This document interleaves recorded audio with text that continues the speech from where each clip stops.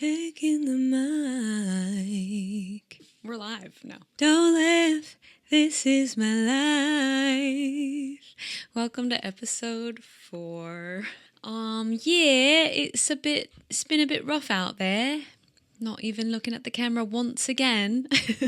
I should put tape on the floor because each episode looks just a little bit different. We're not perfect, and I never wanted to be, clearly. All right, thanks for listening so far. Oh, I love it here. Let's go to the notes. Notes section. I don't think anything funny has happened between then and now. And you know what? That's okay. Okay, I wrote, my dreams are so inclusive. Shout out to my subconscious. Okay, so that was because I have, without going on too much of a tangent, I have crazy dreams. I always have nightmares. I mean, savage, scary nightmares. And I'm smiling because if I don't smile, I don't know what else to do. I have different concepts of like the dream world and what it all means. And like, I don't really know. But now I like to believe that it's when I do have sort of a heightened dream or a dream that feels uncomfy, I like to think of it as a purge. So like something's hit my subconscious, or I've maybe cleared a blockage emotionally or done some release work, and then I kind of, the fear emerges out of my subconscious into my dream, and then it's like on its way out. And that is just my theory. Like, did not get that from a licensed professional. Probably got it from YouTube, got it from a TikTok. That's the chapter of nightmares. But otherwise, long story short, when we go and we do the inner work, like for real, deep programmed stuff. Are you with me? I just took a big turn. There's programs in there. We don't know. It could be from the womb. It could be from generations past. But while I've been on this journey in my subconscious mind, that's where I went to go do the work, is just to make, as Carl Jung says, until you make the unconscious conscious, it will direct your life and you will call it fate. I'm all over the place. But no, that's why if you ever hear me talk about The Simpsons, that's why.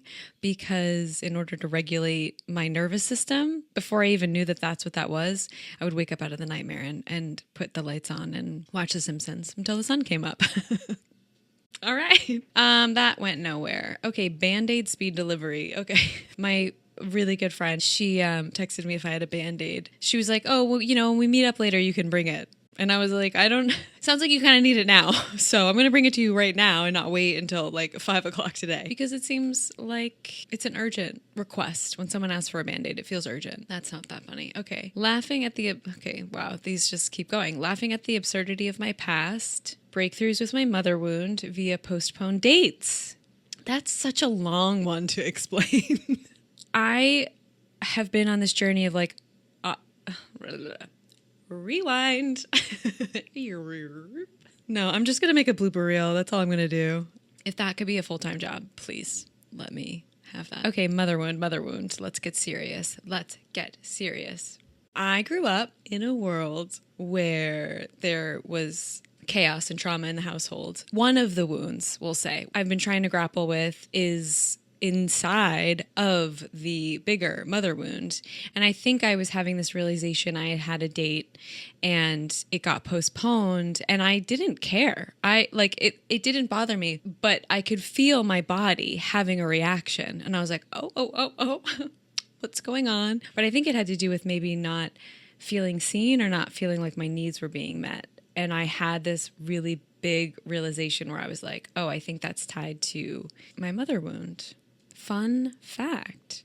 I feel like I'm not explaining this, but maybe my notes will help me. Oh, yeah. So I wrote, my nervous system is still doing recon work to make sure love is safe now. That's a big one. Yeah, it loves to do recon work. I'm happy to remind myself, like it's the joy of healing is I do a lot of mirror work and I'll look at myself and like kind of look towards my inner child and be like, I'm so happy to show up for you. It's an honor to show up for you and to help you regulate and to help you default and first validate the trigger, but then also remind my inner child, like, it's okay to feel this way. Like, I'm here. This is what I'm here for, is to help you or be your parent in a way that I didn't get as a kid in real time. Ugh. I could go on about that. Buffalo chicken sandwich. I don't want it. That's what that says. My friend was like, we were having dinner. She's like, why don't you want the other half? Why don't you want the other half? And finally I just went, because I don't want it. And that's the whole story. People pleasing wound. See you later. Oh, and so when I was going through the mother wound, I don't know if any of that made sense. I asked ChatGPT to give me like a before and after, like a quick reference cheat sheet almost of when I feel the sensation in my body, how can I help myself? And how can I have a quick cheat sheet to like reframe it? So Chat said, when I feel the urge to prove, I choose ease. When I feel the urge to defend, I choose receptivity. When I feel the urge to control, I choose trust. When I feel the urge to overgive, I choose deserving. And then opposite of self-abandon is self-loyalty. And when I think I need to earn love, I remind myself I already am love. I'm loved. Yeah. And that's the mother wound no longer running the show. Allegedly. Word on the street. Word on ChatGPT. I really struggled to understand the shift of overgiving to deserving. And I was like, Chat, does that mean if I don't have to earn love, like if I'm unconsciously overgiving to earn love, does deserving mean I just deserve it because I exist? Chat's like, yeah. Yeah, because you exist inherently, you are worthy of love. Because you are love. See if we can follow that thread. Oh, so I just copy and pasted some of Chat's words. words. It was tied to my mother wound. You're not too much. Sometimes when I like ask for what I need, I feel like that's insane. Again, my body doesn't know the difference between getting attacked by a bear and asking for what I need. Do we like this? I didn't take any more notes. And I did have a really big trigger. It was something I hadn't felt for years. It went that deep. Yeah, it went that deep. I was scrolling on TikTok and a video popped up. You know, I'm just going about my day, minding my business. And I think the shock of it and the lack of preparedness is what is why it felt so visceral. It sounds crazy, but I don't view anything as a coincidence. It sent me, the reason I'm sharing this is because there was something in there that just put the flashlight directly on a part of me that needed to be looked at. And the way that video went straight to like, it felt like it went directly to the source of the exact, like literally needle in a haystack to the thing that wasn't serving me on an unconscious level. Or maybe it's like co-conscious in me. I couldn't regulate and I was just angry that I had to deal with this because essentially the trigger comes up and then you're like, fuck, I have to sit with this. I don't know, you know, and you're like, I don't have time for that. Like I got to go to work, you know, I can't just do a wall sit in the middle of the day doing breath work. But then it's like, yeah, you can. And also like sometimes I'll do something subtle. I was talking about this with a coworker. You do something subtle that only you know that helps. Okay, when I press my pointer into my thumb, that's signaling I'm safe. And it's like, only you would know, but you feel it. You just take a deep breath, come back into your body a little bit. Anyways, I had to sit in the discomfort and I was so uncomfortable. And that's how I knew something big was coming up. This is what I was describing to a friend of mine. I felt like I was time traveling because I ended up doing mirror work, which really was the thing that helped regulate me. It was really hard to make eye contact because I was in the thick of the trigger and like, you know, you just feel awful.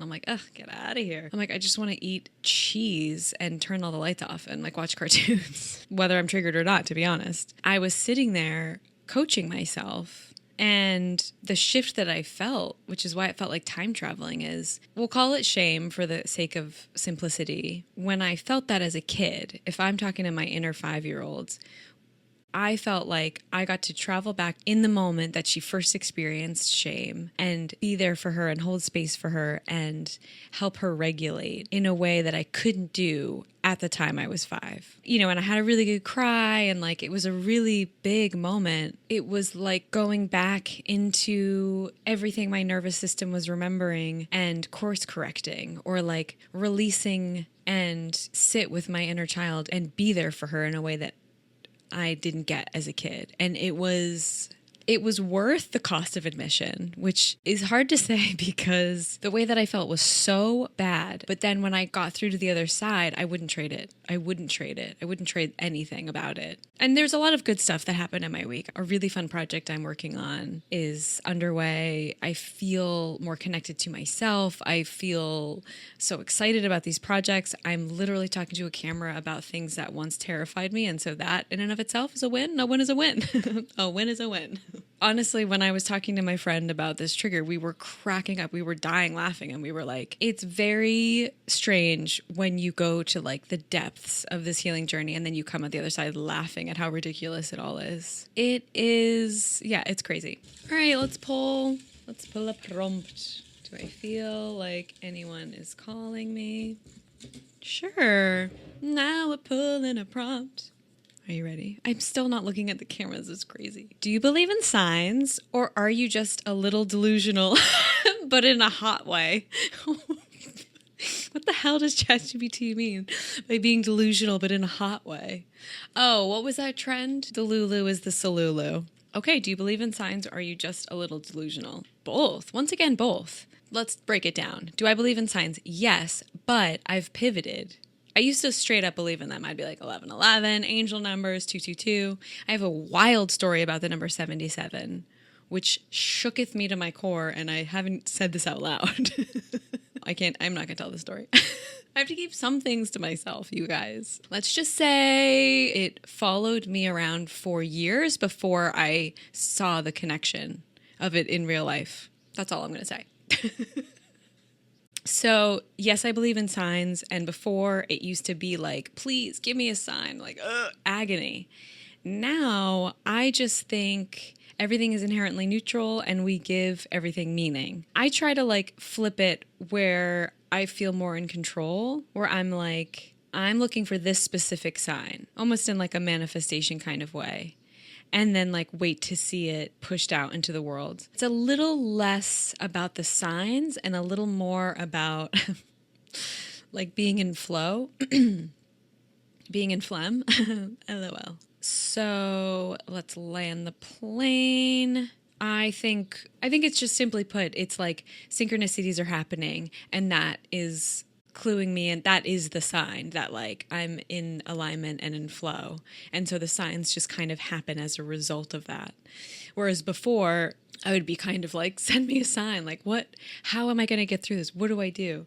And now it's like, oh, I'm deciding in a way. I don't know if that makes sense.